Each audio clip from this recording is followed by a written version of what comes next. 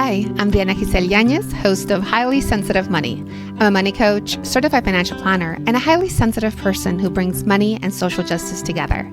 If you're someone who feels deeply, can endlessly think through how one decision affects everything else, or has ever struggled with all the things that traditional financial thinking leaves out, you're in the right place. In this show, I chat with highly sensitive people on how they handle their money, and with money experts on how they cultivate social justice in their work. Questions? Please go to allthecolors.net and schedule a free 30-minute call. And I'm happy to share resources on investment management, money coaching, workshops, or anything else money and social justice related.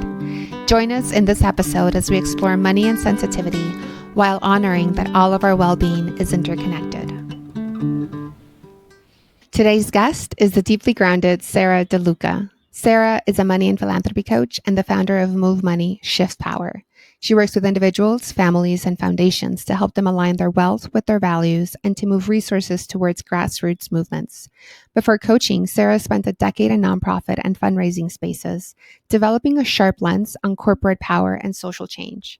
She's a Capricorn, an Enneagram 8, and a lover of spreadsheets. And she's here to share with us what it really means to use money as a tool for liberation. In our conversation, we talk about the emotional weight of wealth, burnout in social justice spaces, why people with money sometimes freeze instead of act, and how we can slowly, intentionally, and relationally move resources toward the world we want to live in. Sarah also reflects on her own financial upbringing, what politicized her, and how she helps her clients wrestle with inherited privilege and power. This one is for anyone who's ever asked, what do I do with the money I didn't earn, but that I do have? And how do I stay awake and engaged when the world feels so heavy? Welcome, Sarah. I'm excited to have you here at Highly Sensitive Money. Thanks for taking the time for this interview. So excited to be here. Thank you for inviting me, Diana. And Sarah, you and I know each other through RAD Planners, which is the way that I describe RAD Planners is that it's for financial planners becoming activists and for activists becoming financial planners. How do you describe that organization? Yeah, and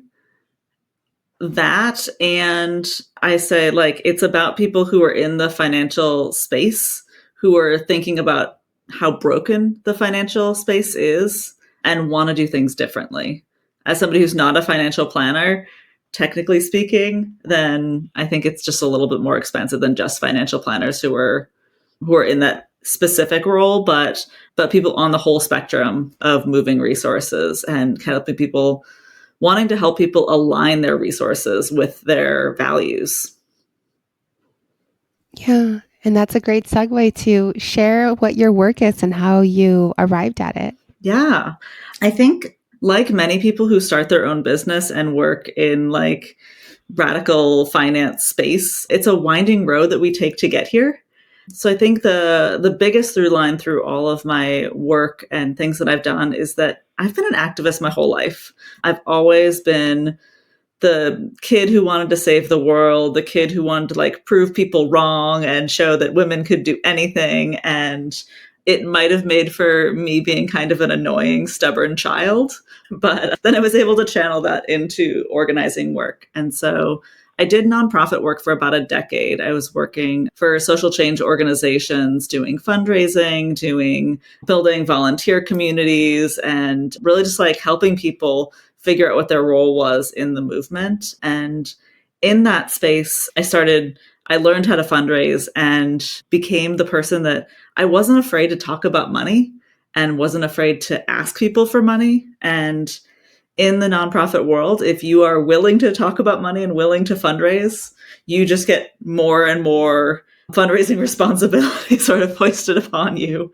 And I found myself as the director of major gifts for a nonprofit where I was fundraising myself and managing a team of fundraisers, raising about half the budget for an organization. And it was a lot of work, and it was a lot of just understanding of how social change happened. I worked for corporate accountability, and we challenged giant transnational corporations. And it was incredible to just see and understand sort of how the world works and how corporations had such a role in polluting the planet, in driving the food that we were eating, and all of these things, and how people could counteract that through their money and through withholding things like boycotts and public pressure. And that helped to sort of hone my own understanding of corporate power and really just looking at greed overall. And then from there, it was really the relationships that I built. So when I left that work because I sort of hit a wall and was like, I need to do something different. But my favorite part of that work was the relationships that I built with funders, where I was sitting in people's living rooms talking to them about money and saying, wow, you give so much money away. Like, how do you decide where to give? And I would meet people who didn't actually have a plan or a strategy for how they were redistributing money. It was just like, when people come and ask me, I make a gift. And if it feels right, it feels right. And that's where I started to really put the pieces together of money as a tool for organizing, where it was like, one of the ways that people can be an activist is through moving resources, especially people that have inherited wealth or excess wealth. Like, that is a huge resource to movement, is literally the resources that they can move to fund that work, and saw them as activists in that way. So when I figured out what I wanted to do next, really those relationships was the key piece for me, was helping people figure out what is their strategy, what is the impact they want to see in the world, and how can they use the resources that they have access to align with that mission. So yeah, my work right now it's a lot of feelings work. It's a lot of the internal struggles that people have around money and untangling some of that, a lot of family dynamics. And then part of it is just like, spreadsheets and number crunching and figuring out what feels like the right numbers for them. Okay, that's a pretty big transition, right? Yeah. You said you were an activist since you were a child. You moved into fundraising because you weren't afraid to talk about money. And I'm curious there, like when did you recognize that you were not afraid to talk about money?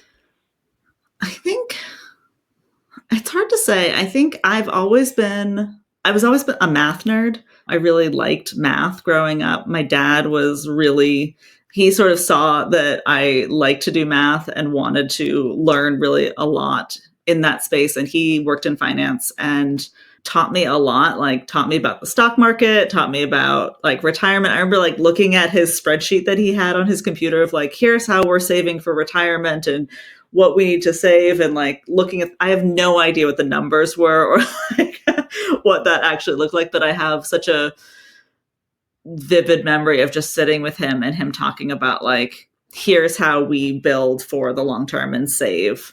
And so I always had a little bit of that understanding, and my parents were really open in talking about money and talking about like how to get your credit score to be really good and how to set yourself up for success and how to use credit card points and like various things to think and talk about money and use money to build the life that you want. And as somebody with privilege, like it was such a gift from my family. And I also, of course, as a kid growing up, you don't realize that that's not the norm. Not everybody gets that kind of financial education. And I remember being surprised when I met other people that didn't have that. And I was like, oh, this is like so obvious to me. but really recognizing how much I loved number crunching and digging into spreadsheets. And that goes back to growing up with that. And then being able to think about like, how do we as activists like use resources and how do we think about that? So yeah. Okay, so you had positive experiences with money conversations as a kid, and then a lot of people don't. I also did. My parents were very open about it. We were always talking about money. It might have been a little bit too much, but it wasn't something that was taboo in my family, at least. Yeah. Yeah. And I'll say that another piece of this is that another really like aha moment for me is, and just like a tweaking and an adjusting of my thinking about money and thinking about saving for the future, is that my parents, as I said, talked a lot about like saving for retirement, but then my dad got sick and took early retirement. And my parents were basically like, okay, this is our time to do all of the things that we were saving for the future. Now is the time. And they like traveled and did all of these things before my dad wasn't able to anymore. And being able to see that and being like, I don't want to wait until retirement to do things I care about with my money, but I want to do stuff now. I am very impatient in that way. Like, let's change the world now. Why are we waiting till we retire? Like, I don't want to wait. I want to travel. I want to have life experiences because I don't know what the future is going to bring. And I want to make sure that, yes, I'm like, half my brain is like, yes, save for the future and save for retirement, but not at the expense of living my life now and building the world that I want to be a part of now. Yeah, it's just part of living, right? We don't know how long we're going to be here. And most people, I remember hearing that our thought process around retirement is really from like the 30s, 40s. It's pretty recent that people would say, I'm going to work until this amount of time and then I'm going to Yeah. be free to live my life. And really, that wasn't what it was like. Yeah. Yeah. And I also realize the privilege that comes with being able to think about retirement, because even today, there's a lot of people who can't think about retiring from their work because they have to just keep on working until the end because they don't have that safety net that, especially I will say for myself, I had in my family and still have today. Yeah, no, and that's true. For myself as a child of immigrants, it's like nobody really retired. People just got too sick to work. Yeah. And that is Yeah. such a common thing. And I sometimes get caught up in my own bubble of wealthy people, especially with the work that I do, that we all are talking about retirement. We all have retirement savings from our jobs, and that's not always the case. And I want to go back to how social change happens, right? Because that was a big part of your work in the beginning part of your career. Yeah. How does social change happen? Because it doesn't really feel like it's happening right now. It feels like it's very spirally.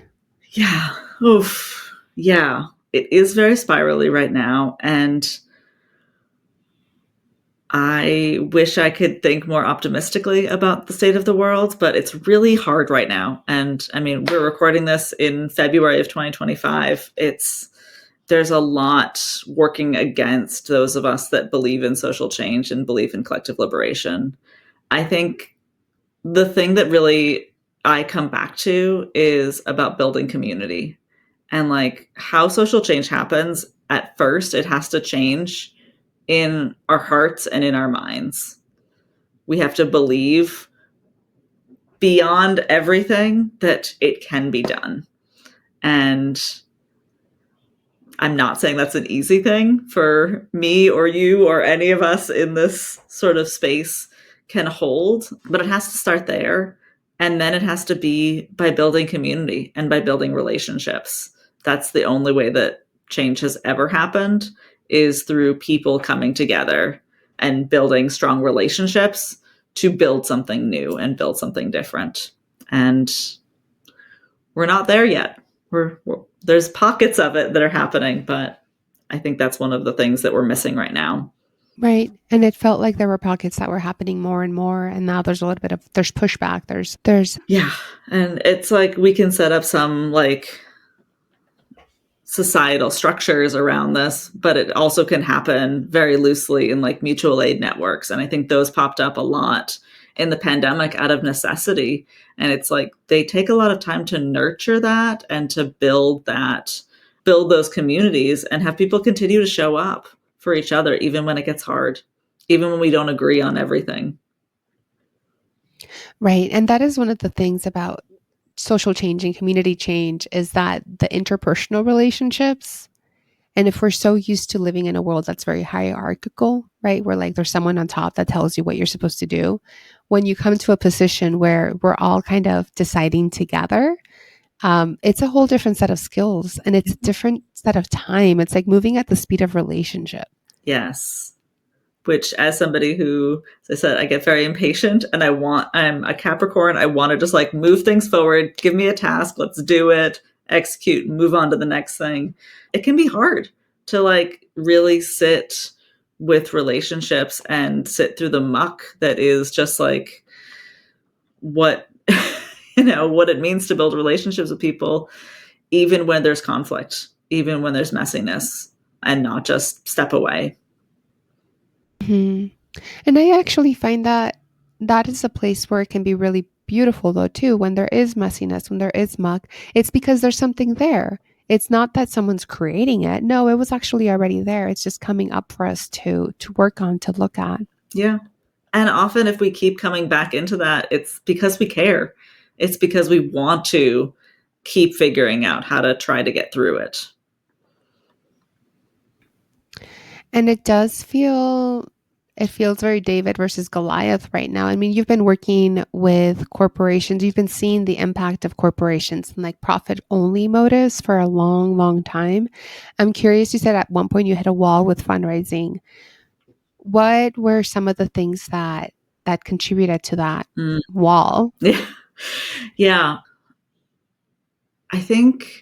There was a lot of things that contributed to it. It was not one thing. Part of it was my own perfectionism and desire to achieve like every like astronomical goal that we set for ourselves. And when we didn't hit those goals, I felt deep personally that I failed. And that is just like that perfectionism that comes with that workaholicness, that capitalism thrives in that. And when you are in a space where that's the culture that they value and that you have valued because you've taught to we say we're going to do something, we're going to commit to it, this is your job, this is your heart, then you're going to keep pushing yourself to the edges of what you can do. And I just wanted to succeed a lot, and it was taking a toll on me physically and mentally. And I realized that like this is not productive. This is not I'm not helping the movement right now by being in this space. In fact, I'm burning bridges because I am not doing well, and I'm also hurting myself. Yeah, and that's so interesting because we can complain so much about corporations doing that to people, right? Where you're like, there really is no time off. You're always working the expectation, especially now with like being able to being able to take work home with you on your phone. And then we go on and recreate that somewhere else. I know as an entrepreneur, I like have come in and out of workaholism for the entire time that I've been doing this. Definitely. Yeah, and last week I was kind of hitting a wall of like, I why am I creating this again? Like, why does this happen? Mm-hmm. I don't know. It's like every 6 months I forget and then I work too much and I get a cold, you know? Yeah, like it's a lifelong of unlearning that we need to do to change this mindset that we have. And yeah, as an entrepreneur, I was saying before we started recording that one of my goals this year is to take a nap at least once a week. And part of that is to like actually like take time and close my eyes. And part of that is to not feel bad about it and not feel like, oh, I should have been more productive and I should have been doing this other thing and I should be getting through my list. But actually like being like, no, a nap is what is needed for me to be able to show up in the best way for the movement, for my people. And that's part of the work. And I'm still working on unlearning that. And yeah, when you run your own business, there's no one there to tell you to stop at any particular time. We can work any hours we want, but then we can work every hour that we want. Yeah, and it's one thing to look out and say, well, corporations do this to people, but actually like what about when I do it to myself? What about when I replicate Mm, these systems of harm? yeah. And we opened this up a little bit at the beginning, but I want to go back to what the financial background of your childhood was Mhm. and how that continues to affect you today, if at all, or the work that you do. Yeah, my parents were generous, but I wouldn't say philanthropic. I don't think that was a word that they really thought about. They gave here and there, they gave to the church, and they took care of community. They took care of each other and they took care of community. But being in an upper middle class, I wasn't around people who had a lot less than me. It was very sheltered in that way, growing up in parochial school, in nice neighborhood, all of these things. But yeah, I think the through line of like, yes, me always being an activist, but I always felt like it was about fairness. And maybe that's the youngest sibling piece around I wanted things to be fair for everybody. And so I fought for that.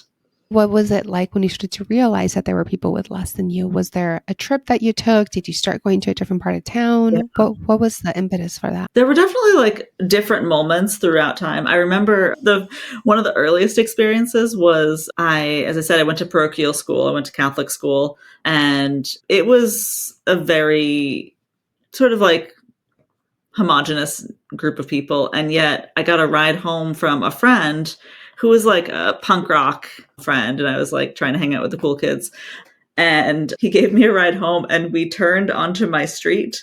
The first part of my street had these like really giant houses. And my house wasn't small per se, but it was like it was like this grand entrance. And his reaction when he was like, "This is where you live? Oh my God, Sarah, I didn't realize you were so rich." And I was like, really? I don't think that's how I am. Like I didn't get a car when I know the people that drive the fancy cars. I'm like, I have a hand-me-down car that I share with my sister. Like I don't think I have that much. But his reaction was really the first time. And I was like, oh, do we have more than a lot of other people? That, and then realizing I couldn't get student loans for need-based loans for college. That was another moment where I was like, oh, we don't? Why don't we qualify for that? Everyone's doing that. Were some of the big things. And then, yeah. That's interesting. That's interesting that those were the first times that you actually started to question or to be aware of your socioeconomic status. Yeah. And then I'll say after college, I had some student loans, and my grandparents surprised my sister and I about less than a year after I graduated college. And they found out that we had some student loans, and they paid them off for us. And it was huge because I thought I was going to have to pay student loans for like the next 15 years, and they paid them off. And the line that my grandmother said was, "Don't tell your cousins that we're doing this." Oh, so they were not paying them off for everyone. Wow. And like be secretive. So sorry, statute of limitations, I think at this point that I can say this. I've already written about it. So that's really funny. But it was, and I remember being in my early apartments after college, and my roommates needed to pick up second jobs to figure out paying their bills because they had all these other things. And I'm like, my parents paid off my car. My grandparents paid off my student loans. Yeah, like I'm still like scraping things together, but I am not at the same place as other people. I have a lot more freedom about what I can and cannot do than many other people.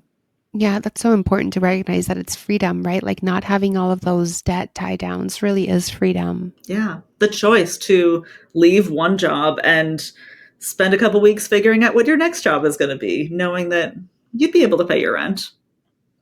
Mm-hmm. Yeah. For me, it was pretty different. I grew up on the border with Mexico, so I'd see kids in poverty all the time. Mm. And I knew that I didn't have food insecurity, but I knew people who did. Mm. So I'm just trying to like get myself into the mindset of like, imagine you don't know until much later on. And now you work with people who are in the top income brackets, right? Because you lived in a way that was like, you didn't know that other people were not as comfortable as you were or as free financially as we were. I imagine that might be a place of connection with your current clients. Definitely. Yeah, this concept of freedom is definitely one that I talk about with my clients. And I work with people who are mostly in the top 1%. If not themselves, then their like families, parents are in the top 1% in the US of wealth and class. And so often my clients will have like aha moments in college or after college as they start doing either nonprofit work or teaching in different communities, and they start to really see how different their lives have been than other people and start to question that and start to gain some political education in that. But the question of freedom, it can be sometimes debilitating because you have so much choice and so many opportunities. You can literally do anything you want, and there's no money holding you back. I see that with young parents too, who are trying to raise their kids to be like responsible with money, and yet they don't have to say no to a lot of things. If their kid wants something, money's not holding them back to say no. And so it's like you have to figure out what are the boundaries, because it's not just, no, we can't do that, we can't afford it. Because technically you could afford to do anything. Oh, that's interesting that is a way that you teach others. It's like, well, there's these other outside constraints. But when there's no outside constraints, Yeah. where do they come from? How do you make them? How do you decide? Mm-hmm. I remember having a conversation with another friend that when she recognized that she had more than others was actually when she was doing a volunteer trip in a third world country. I don't remember where it was. It might have been somewhere in Latin America. And that's really when because she thought hunger had been eradicated from the world, right? And then she found it. She saw it. Mm. And that was a big shift for her as someone who, like, she identifies as highly sensitive.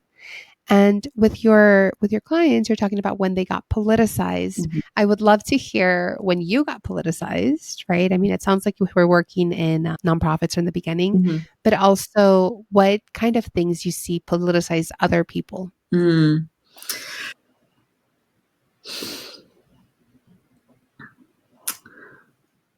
I think there's various points where people get politicized by various leaders when they see someone like an AOC, Alexandria Ocasio-Cortez, or a Bernie Sanders start talking about big topics, and they're like, whoa, let's dig into that and let's figure that out. Or if it's just a one-on-one relationships where they meet somebody who comes from a different background than they do, and learning about their undocumented status or, housing insecurity or something like that. But when you start to meet people and expand who is in your community and who you're in relationship with, as some of the biggest points where people start to unpack that and start to look at those different pieces. I'll say one of the other stories that's coming to mind is just the opportunities where we see, like, we think we know the path of social change, and we're like, we're doing everything right. We're building the community, we're building the movement, and then we go do this big press event and we think things are going to change with a policy, and it doesn't work because some larger entity, unknown shadow, whether it's like a big corporate entity or a politician or a lobbying group, comes in and is like, shuts the whole thing down. And then we realize that people power wasn't going to just fix it. And I've seen those in various places with my clients, with myself, with my peers. And those moments are really humbling for us to be like, that wasn't enough, and we're going to need to like pick up the pieces and start over. I think the most recent examples of that is the recent presidential election. People thought we had enough to elect the first female president, and we did not. And people power wasn't enough. It's interesting because you mentioned at the beginning that people's politicization happened in relationship with other people, that's often what helped them. And they also shared that experience for yourself, right? It opened your eyes to the comparison between where you were and maybe your punk rock friend was. But then also here you come to this example of the movement has been built, and despite the relationships, it wasn't enough. I wish I had an answer of how movements are going to succeed. I think we all need that right now. Oh, and it can be helpful to take a step back, right? Like the suffragette movement was like 120 years before women could get the vote. Yeah. It just takes a long, long time. And these pushbacks are part of it. Yeah. They're part of like, how do we see what's really here? How are we not listening to the full situation of what other people see? Yeah.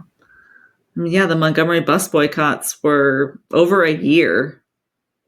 That was a lot of time, a lot of discipline, a lot of hardship for people. And yet they pushed through and kept going. And I think we sometimes in movement forget that, especially young people in movement spaces, because our culture is all about like quick, easy fix, let's do something and then it's done. And it's not how change happens. Not at all, not at all. And I remember learning more about Rosa Parks. I saw an exhibit of hers, and it took years and years and years for her to financially be able to be self-supporting again because people did not want to hire her or her husband. And and like 15 years later, 20 years later, she was getting awards from all over the world. But in the middle of it, Yeah. she wasn't getting any awards. She wasn't even able to get income. Yeah, she wasn't getting income. She probably couldn't get a steady house, like trying to find a landlord or anything like. Yeah. Spaces and the grief and the shock that it feels like we're in. Yeah, yeah. And there's many people go into like a freeze mentality in the state of shock. And I think I'm seeing that right now in the funder community where there's a lot of like pulling back out of fear rather than pushing forward and staying in movement, staying connected to people, but really being afraid to take risks as funders and put their neck out as funders when frankly our movement leaders are the ones sticking their neck out. Your example, Rosa Parks, like she was losing things a lot worse than just losing some numbers on a balance sheet. So when you say funders, it's the people that you work with that are helping them build a philanthropic plan. Yeah. So let's say you have a funder listening to this and they want to stay engaged.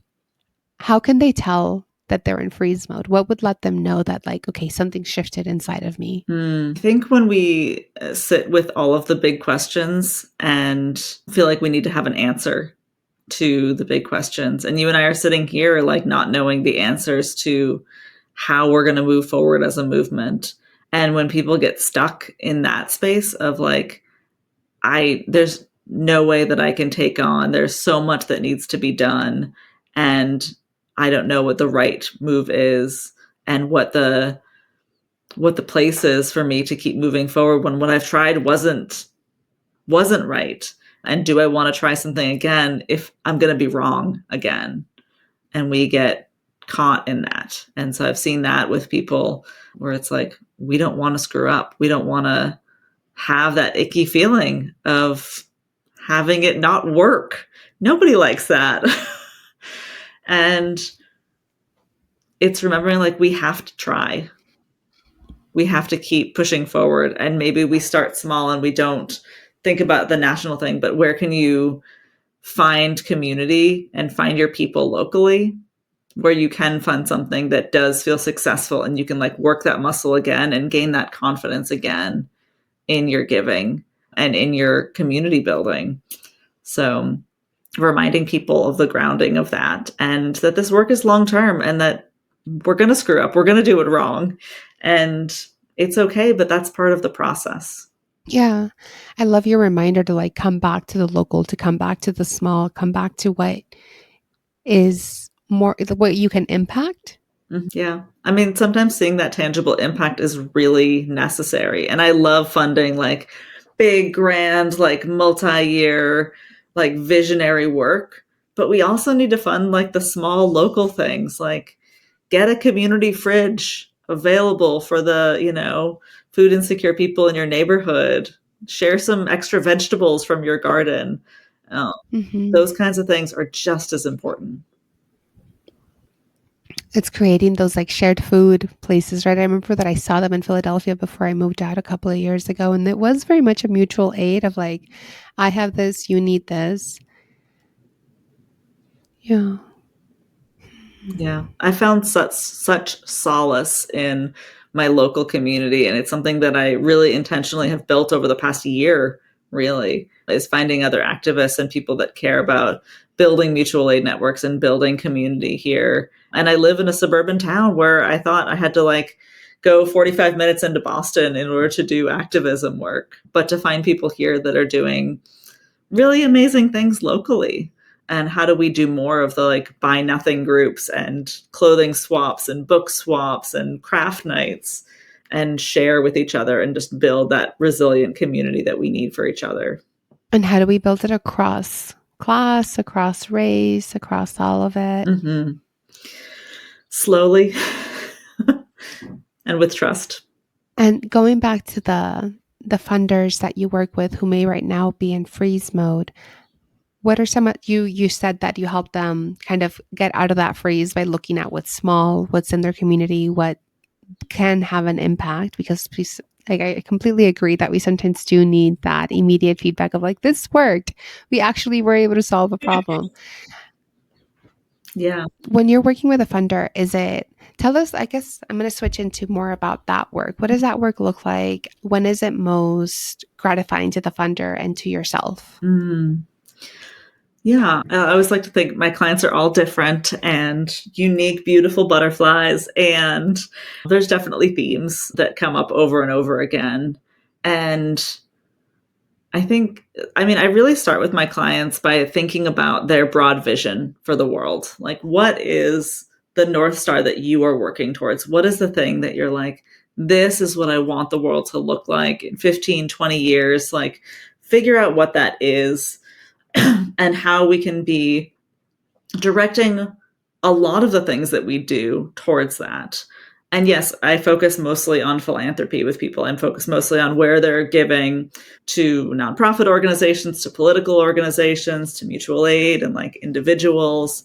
But it's also looking at their other money and how that is that aligned with their North Star, and having some tough conversations with them about their investments and how they work with their financial advisor, if their financial advisor understands their values or does not, and how they navigate that, and just how they're spending their time and their money on a day-to-day basis, and does that match those values too.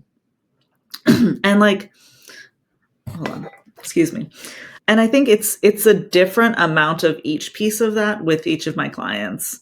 But one of the greatest things and like the biggest aha moments that my folks have is when they can be not just moving their own resources forward, but thinking about their family and the bigger impact they can have with additional family members, whether it's, getting their parents to join them in making a gift and matching their giving to an organization, or having a hard conversation about legacy planning and where they want their money to and where they want their resources to go after they pass on or after their parents pass on.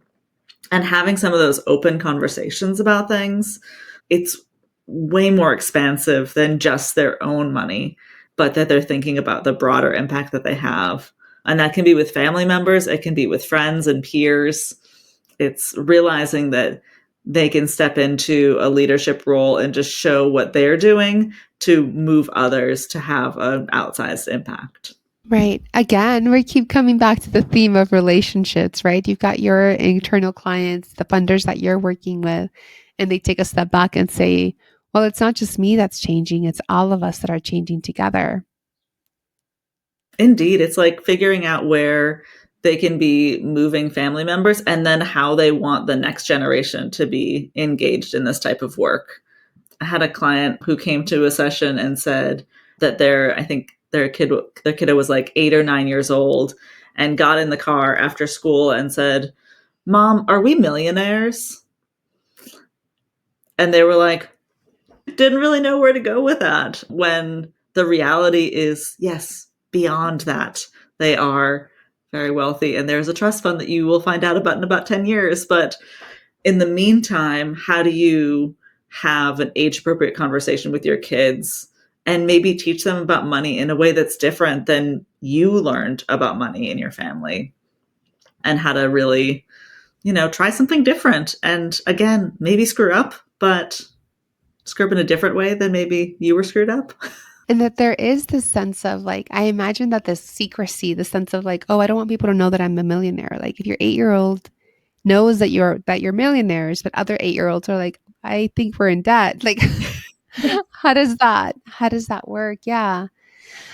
It's so painful too. I want everyone to be able to have enough to have what they need. It's not so much that, and I guess there are some people who want to have more than others. That feels good to them, Mm-hmm. but that doesn't feel sustainable. It feels like where we are. Yeah. Yeah. And I think I have some folks that come to me and they've gone through some political education piece and they have all these shoulds of that they should be doing this and they should be giving away all of their inherited money and they should be, living as a martyr and not spending any money on themselves. And it's like, take a step back. It's like, wouldn't it be nice if everybody had enough to like take care of themselves and do body work and have therapy?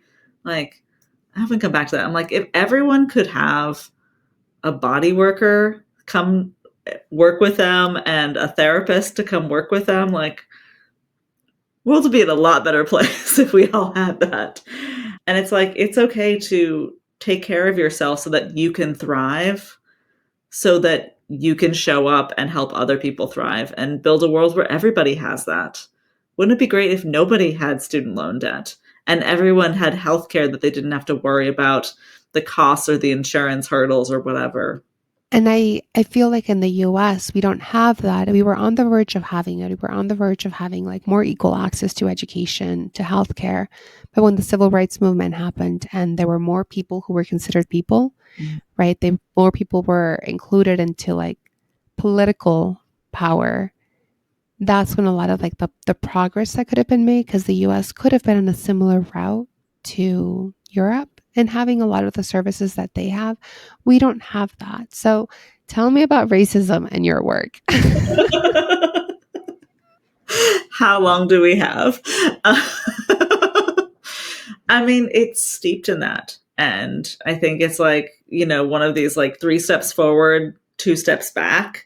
And there are successes that we had during the civil rights movement. And you think about like the free lunch programs or free breakfast programs that now schools do have these programs. They're at risk right now based on our current administration and what they want to do. But we have some things like social safety nets, like Social Security. They can exist, but right now we have so much pushback, and knowing that I think that they have existed in the past in the US and that they exist in other countries gives us in movement visionary space to say like, it's possible and we can get that. And I can see the vision of that being in the future. And it's going to take us to all work hard to actually build that, maybe build that again. And maybe it's going to get destroyed and we got to build it again. But we have to be resilient in continuing to push that forward. I love that reminder of like the visionary part of it is possible. I'm thinking back to when everybody stopped traveling during COVID and I think there were dolphins in Venice, right? The dolphins were like, oh, you guys are cleaner now. Let's get closer to you. Yeah. And Yeah, like it can be so much. the air quality in Beijing was like better than it's ever been because there was no traffic. Mhm. And these pockets of a vision, these pockets of hope that we see, it's just about expanding those, making those more and more possible. Again, for myself, I'm a late entry to activism work. I think a lot of it for me was that I just felt too overwhelmed. It was too much, too big. It was too out of scope for what I felt that I could manage.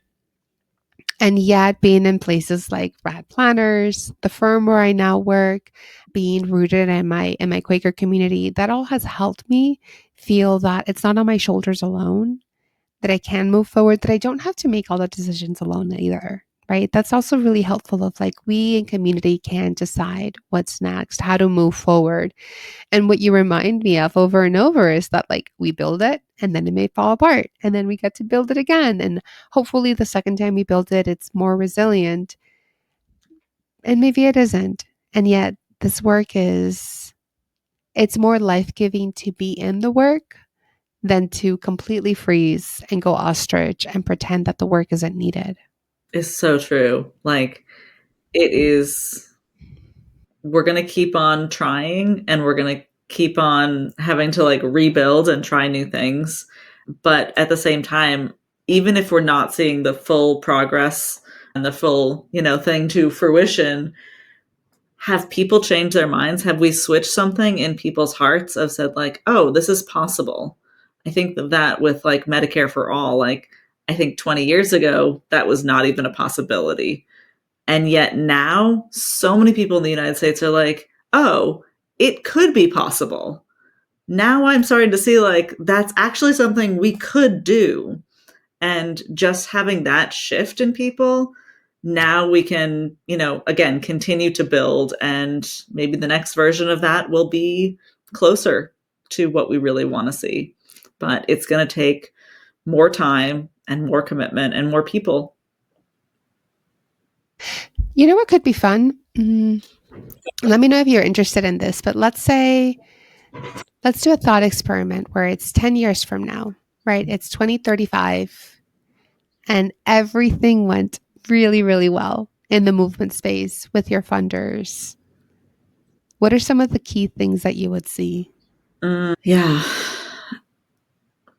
To me, one of the biggest things is the safety net for everyone, is that people everywhere, not just in the US, but globally, I don't know, this is a big goal in 10 years, but that people have their basic necessities met.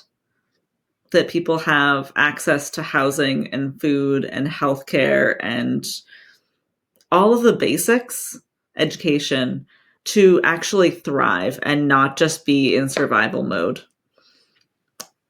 That's always like where I come back to of like what is part of my vision for the future. We have clean air, we have clean water, and we have people that are working together in community to make sure that everyone is taken care of. I'm reading a lot of science fiction and it's giving me a nice escape of like, oh, what could possibly be. For my clients, I think one of the things that I envision for them is that they are sharing their abundance with the world and shifting their family story. And even if it means that they still have more than they need in 10 years, that they are talking about it, that they're open and sharing in an abundant way with community and really taking care of each other beyond just their blood relatives, that they're really thinking about how can I utilize this resource to take care of my community and those around me.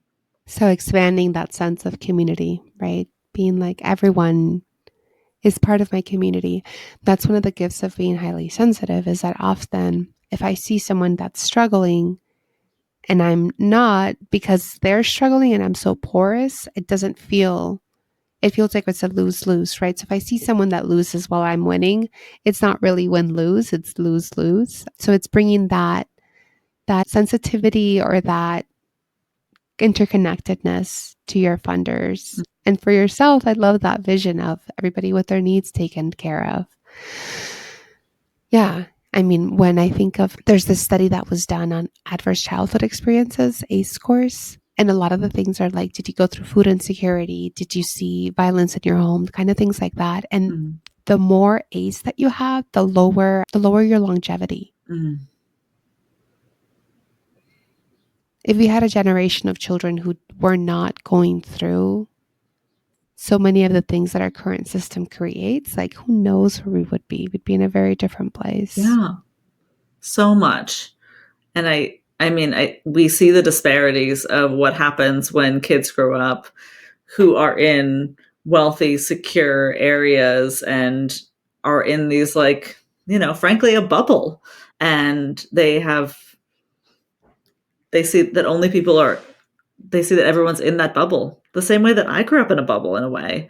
Like I didn't see the worst of it. I was just comparing myself to comparing up and, how many successful things that I have because I had that financial education, security, parents that were able to teach me a lot outside of school and give me experiences to things that not everybody had. And what a gift that is to the next generation to have that kind of security so that I'm not sitting here with like so many other baggage things brought up by my childhood. Again, that freedom.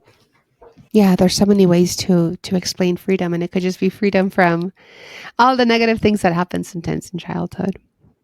Well, is there anything else that you want to share? Any way that people can learn more about your work, support your work? Yeah, people can check out my website, movemoneyshiftpower.com. And I am loosely on social media. I'm on Instagram, but haven't been there much recently, I'll confess. So probably going to my website, you can sign up for my email list and find out what I'm doing there. I have a few like free calculators on there for figuring out how much is enough. And you get to see the sort of the nerdy spreadsheet side of my brain in that way. And also I always have workshops coming up, and I'm always looking for new clients. Right now I do have a few openings for new clients to come in and work with me one-on-one to really unpack their money stuff and figure out how they can really align their money with their values and unlock more resources out into movement. So happy to chat with folks more on all of these things and be in community with people who want to move resources. I love that. Thank you. Thank you so much for having me, Diana. When we talk about money, we're rarely just talking about numbers. We're talking about values, trauma, identity, justice, and belonging. This conversation with Sarah goes far beyond conventional philanthropy or financial coaching. It offers a glimpse into what's possible when people with wealth move beyond guilt or shame and begin to show up as co-conspirators in change. If you've ever felt overwhelmed by the scale of injustice or unsure of your role in the movement, this episode will remind you that your resources, emotional, financial, and relational, are powerful tools. Sarah's candidness, warmth, and strategic mind will resonate with you, whether you're navigating your own inherited wealth, supporting clients through their money stories, or simply trying to figure out how to live in a world that can feel so confusing. Thank you for joining me on Highly Sensitive Money. I'm Diana Giselle Yanez, and I hope this episode helped you see how money and sensitivity can work together while honoring our interconnected well-being. We have the power to create a system where everyone's needs are met because nature is abundant.